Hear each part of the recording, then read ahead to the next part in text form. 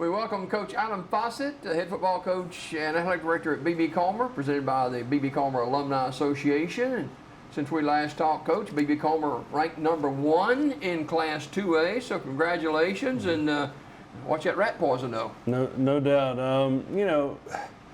It's such a twofold, thing. You want, you enjoy it. You enjoy the recognition for the current team and for the teams in the past. It's an opportunity for the alumni to be very, very proud of it, and they should be. An opportunity for the past players to be proud of it, and for our fans to. But I told our current guys, I said, you guys still have to show up and work. We used the term rat poison yesterday in discussing it with them and talking to them, and I think they understand that. Like we've got to play. The good thing about high school sports is we have a true playoff system, so we can't rely just solely on votes and things like that. But it's great for the school, great for the program. You're talking about 5 years ago, a team that was 2-8 that didn't have any success, that came out and committed to playing and working hard. And this recognition really goes back to those guys, the ones that laid the foundation. The 2-8 team, the 6-6 team, the teams that led up to where we are now. So. We want to move forward. We want to enjoy it for our fan base, but our current guys, we got to move forward. We got to keep working and start this week with region play. Since 1996, the last time B.B. Calmer ranked #1 under Hall of Fame coach Bobby Overton, and some great teams in that middle 90s. And this team, B.B. Calmer, currently 2-0. And ranked #1 in the state. Over to Childersburg last Friday night. It was a yucky night for a football game, wasn't it? It was not ideal. I've told a couple people I think I would take that over the week before, though, over the heat and humidity. But it was mist and rain when we got on the bus to go over there, and it rained. I think it rained pretty much the whole time. So I knew when we went out. We went out for pregame to walk the field. We always walk the field as a team. I knew when we got out there and they were smiling and nobody said anything about the rain. Nobody. And then on the field they broke it down. They were loud, and I felt like we were ready to go. And we started fast. That's the expectation, to start fast. We want to get some points on the board early. And we were able to do that, go down and score and then get a stop and get the ball back. The first 5 times you had football, you scored. We did, and we were able to score in different ways too, or with different people, not different ways. But obviously, Kamor got touches and scored a couple times. Raylon Sims scored for us. Devin was able to use his feet and score for us. So when the weather, in coaching, you game plan all week, and then you hope the weather cooperates, and the weather didn't cooperate. So we really didn't even get to execute the game plan offensively to do what we wanted to do. But what we did do obviously worked out, and we were able to score plenty of points and also get some of the young guys a chance to play. Yeah. The weather wasn't conducive to throw the football. You threw it a handful of times. Most of it was on the ground, and just consistently pushing the defense of Childersburg back, and offensive line blocking well. So it was a good night, especially running the football. Yeah, definitely a good night running the football. And the line, we talked earlier on about line play and those guys gelling together, and I think they're coming together and doing well. The right side is a new group. Seth and Ian are growing and doing better, and we've got some younger guys that are coming in and spot playing. Ethan Price is another kid that I think this is only his second year ever playing, but he spot plays for us and fills in. He's a senior this year, and he's come a long way too to be able to help us out. So. Those guys are gelling together. We got a couple freshmen in Jacorian Borden and Tylen Parrish that we're high on.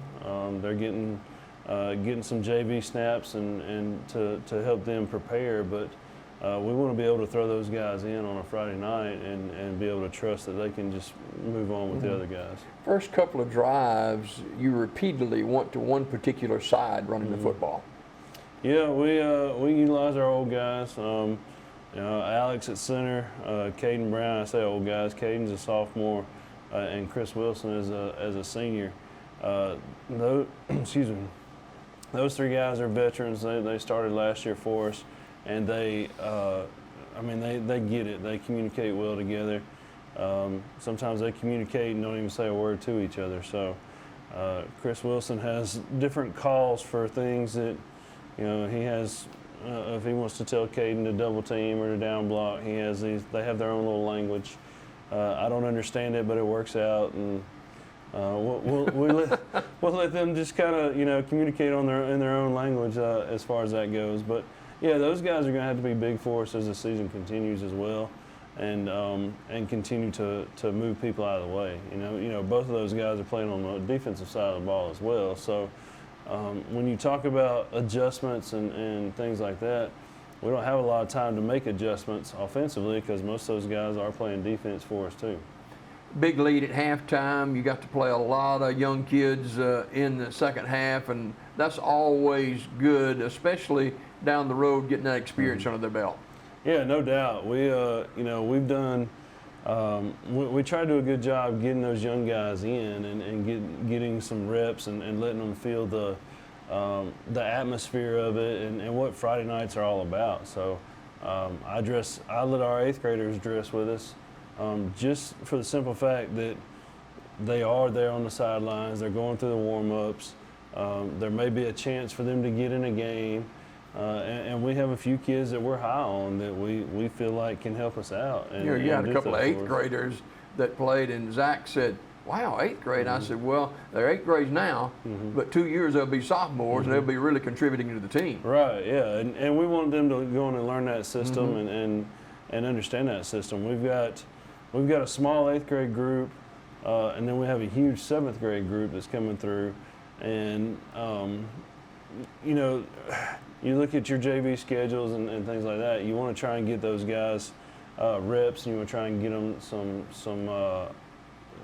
some game time experience. So we have our JV schedule, and with the way JV is set up, is a 7th through 9th grade, and sometimes you pepper in a few 10th graders. Well, one thing our discussion as coaches has been, we've got a 7th grade group that could be pretty good, and we got some good 8th graders. We don't have a lot of 8th graders, but we have some good 8th graders.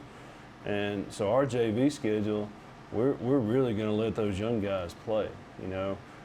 We played the other day, last Tuesday we played in Fayetteville, and I have some 9th graders that see significant playing time for us on varsity, and we didn't even take those guys. Like they're getting varsity reps, they're getting varsity snaps, and it's twofold because you got to have them for varsity because it's, again, you talk about rankings and playoffs and stuff like that. So you got to have them for varsity to be healthy. But the other is let these young guys get the reps and learn at the JV level. So it's going to be interesting to see as we continue to build and progress. Some of those guys may take a few lumps because they are going to play against some freshmen. Coach, how important is it that those younger kids and those younger grade levels, 7th and 8th grade, that you kind of keep an eye on them and keep them involved in the program? It's important because you want to keep them coming out, So like, and the hard part to understand for them is it's not always going to be easy. It's not always going to be, but we all, like, our practices are all together. So when we are doing individual, when I have my offensive line during the individual period, the young kids are able to learn from the old kids. So if we're doing sled work, I got 3 groups of old kids going. That 4th group is young guys. Then they're actually getting to see it 3 times. They're getting to actually visualize what we want, and then they get to do it. And we have a lot of our old guys kind of help them out and stuff like that. But you're getting kids that still don't know how to get in a stance sometimes. You're getting kids that need to be, kind of fixed up as far, they have a decent stance, but you got to fix it up and stuff like that. You have kids that are really athletic. They got to grow into their body because it's a weird time in life for them. And some of your seniors now, you could describe them the very same way 4 years ago. No doubt. So I remember some of our seniors when they were 7th and 8th graders, and I was talking to somebody about it the other day, and just seeing like Kamor and Chris when they were in 8th grade, and Ian and Alex and all those guys as 8th graders, and how much they've come along.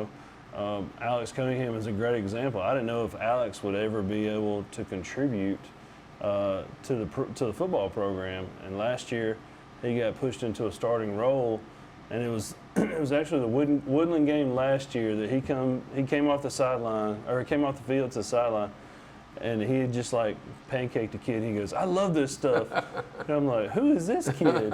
So sometimes it just clicks for him and it comes on. But Alex, you're talking about a kid that you didn't know what to expect. Good kid, good for the program, and then he's contributing. He's a starter on both sides of the ball. Well, speaking of Woodland, you got them coming to town tomorrow night.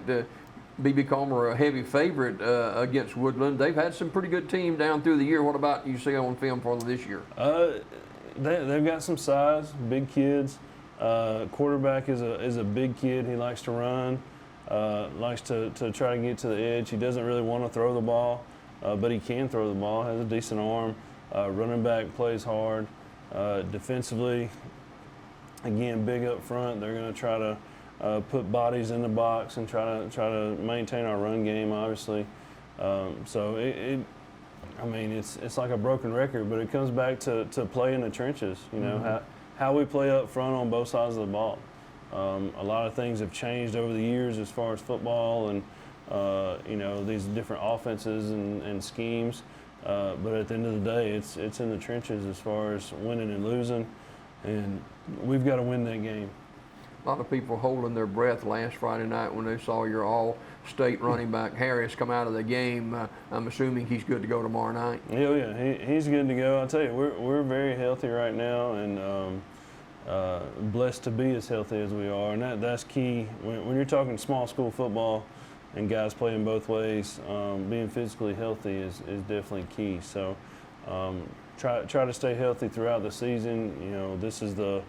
This is the start of region play. We've got 3 region games in a row before we go back to a non-region game, and we need to. You've got to get region wins early, and anytime you look ahead, you got Woodland and Ranburn coming up, and then Vincent on a Thursday night. You would really like to get 3 region wins before that mid-season break, and you go back into we play Sachs.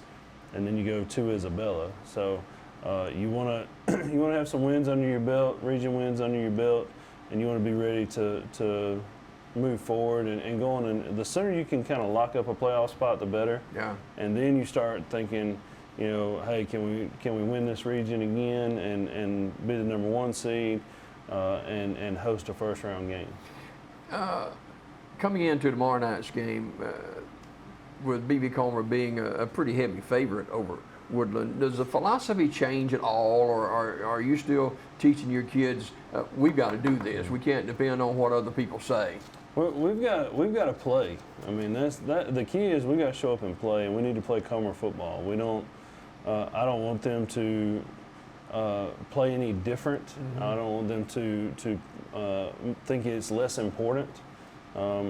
I think from a coaching standpoint, I think we almost coach harder when we're favored big than when we're not favored. So the focus point is key, and we've got to focus on what we do and focus on doing the things right that we need to do to be successful. All right, we're right in the middle of volleyball season too. How's that going? Volleyball's going well. They're road warriors this year. We have very few very few home games. Just based on scheduling, but it's going well.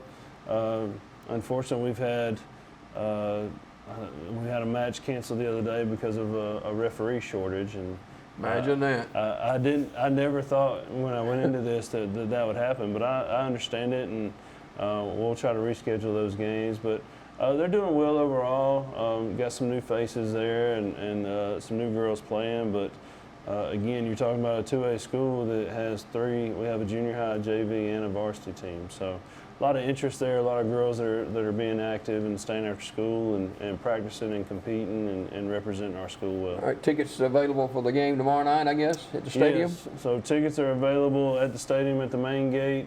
They're available on GoFan, so you can get them from GoFan as well.